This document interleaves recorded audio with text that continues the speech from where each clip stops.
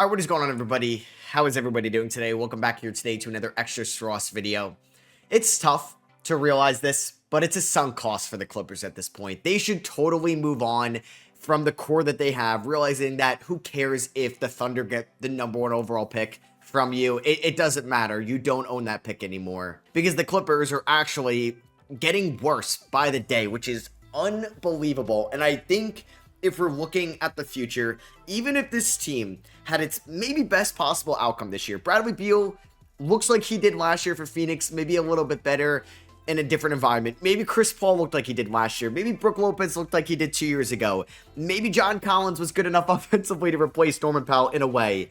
Maybe if everything went your way, I still don't think they would have made it to the NBA Finals. I think last year we could look at everything went their way. They had their best season in a few years, in my opinion, better than the 2024 Clippers, better than the 2023 Clippers, maybe the best year since the 2020 and then the 2021 Clippers before Kawhi got hurt. Everything worked out.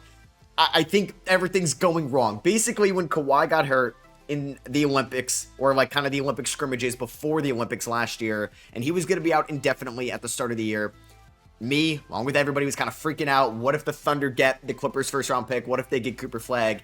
And then James Harden and Norman Powell said, F you guys, we are carrying this team to one of the better, not better offensive teams, but this team played really good defense and they kept them alive offensively. Finished last year 14th in offensive rating. This year, 24th in net rating, 26th in defensive rating, 22nd in offensive rating. Just take the pick equation out of this, right?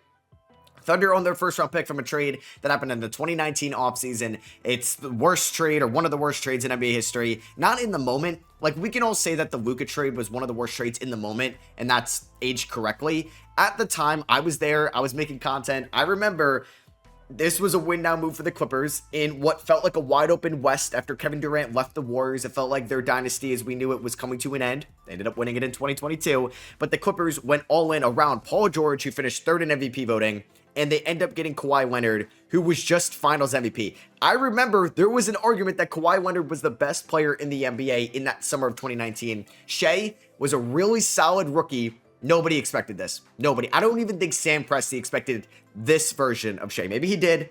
He's one of the best to do it.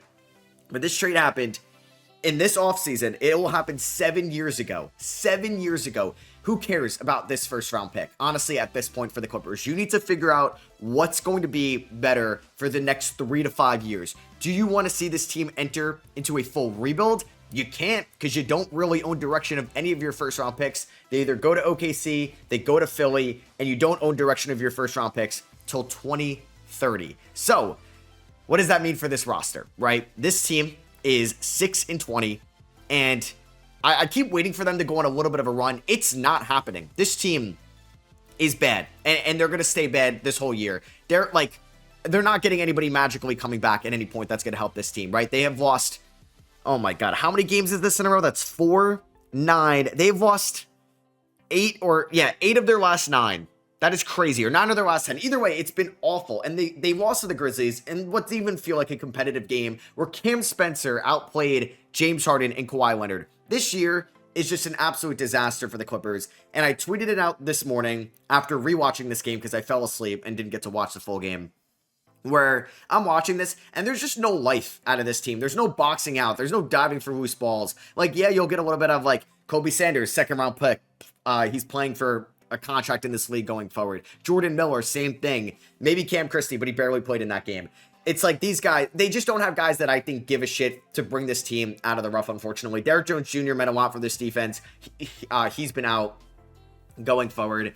Like, Kobe Brown was a first-round pick. They took Yannick Niederhauser in the first round as well. They ended up taking Keon Johnson in the first round. They traded a first-rounder for Marcus Morris. So not only did they have limited first-round picks from the Paul George trade, they didn't hit on their other first-rounders. They gave up a first-rounder for Eric Gordon at like the 2023 or 24 trade deadline. And this team is not even better than Memphis, who did get a good game out of Triple J. Ja, not so much. But Cam Spencer literally outplayed Kawhi and James Harden, like I said. I think this team needs to realize we got to trade away Kawhi Leonard, James Harden, and Ivica Zubac. We need to just say it's a sunk cost at this point. We don't care about that first round pick. Hey, we want to say that the rest of the league, if we're not going to do well this year, we just want OKC to dominate going forward. They can get Agent Advance and Boozer Peterson. This team needs to recoup some draft capital, and they need to end up looking at the bigger picture. Luckily for them, it's Los Angeles. Players want to go play in LA. They will sign with the Clippers no matter kind of where they are because it's LA. And people enjoy living in LA. People want to be there. And they have a rich owner. They have a new arena. They want to spend. I don't think it would be an issue attracting a free agent. So trading away Kawhi, Harden, potentially Zubac can really give this team complete financial flexibility. I know that 2027 was the year and this was going to be a 2-year window. Scratch that. The window is done. The window is officially closed for this team. And I would think about listening to calls for everybody on this roster, even Ivica Zubac. Some of Zubac's best years in his career will come last year, obviously, this year, next year, maybe the year after. Maybe he ages very nicely in this league and gracefully, but I think you can really sell high on Zubac right now, and you can recoup some nice draft capital. Kawhi is an interesting guy as well to trade because Kawhi has actually been playing all right this year. He's actually been playing pretty good. Didn't play the best against Memphis, but $50 million this year, $50 million next year. This isn't like Paul George, Joel Embiid, 3 years remaining plus. This isn't like Bradley Beal last year for Phoenix. It's not a bad contract. It's expensive. You can say it's a bad contract because of Kawhi Leonard's availability, but for his production, and he's healthy right now, I'm okay paying him $50 million if this is the Kawhi Leonard I'm going to get. The Kawhi suitors aren't as much as you would think. Now, I don't know what Kawhi Leonard's career, he might retire at the end of this contract. Would Miami want to trade for Kawhi? Would Golden State trade Jimmy Butler or something for Kawhi Leonard? I don't know. That would be kind of sick. Toronto, like a homecoming there, but does Kawhi even want to go to Toronto? But who cares? If you're the Clippers, I'm trading you wherever, honestly. I don't think Detroit makes a big splash like that. Obviously, no Boston, kind of going through those teams in the Eastern Conference and the West, but the Clippers got to see if there's any offer, any protected first-round pick, any young asset you can get for Kawhi. I think you could still get an all-right return. Not like a great return for Kawhi, but I think you can get at least something to latch onto. And then you could also say, that's an expiring contract at, like, say you get $50 million in expiring money, we will take that going forward. I think there's a chance they can find something. I think you can get a good asset for James Harden, who can be a free agent, so I think a team would be a little bit wary about potentially trading for James Harden in that way, but he's still been an all-star level point guard this year. I think you could fetch a good return for Harden. Collins, probably not much at $26.5 million. I think you can get a really good return for Zubac, who's got 3 years left. Boston would probably give you multiple firsts. Indiana could give you multiple firsts. I would get involved in the Zubac trade talks going forward. Derrick Jones Jr. can maybe land you a first-round pick as well. He's a really good role player, really good defender. And then everybody else, like Chris Dunn, could you get like a high-end second? Could you get a young player to maybe latch onto going forward as well? And then you just, who cares if you bottom out this year? You don't own your first-round pick anyway.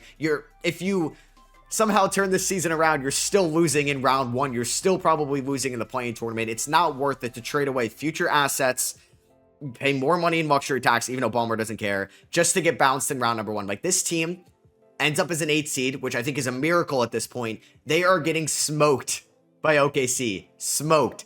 I think it's just wise for them to go backwards a little bit, have additional draft capital, because they don't own a first-round pick in this draft, correct? Yeah, they don't own their first-round pick in this draft. Next year, it's a swap. You're giving it to OKC. Who cares at this point? Get maybe a first or 2 or 3 in this trade in Harden, Kawhi, and Zubac going forward for this draft, maybe future drafts.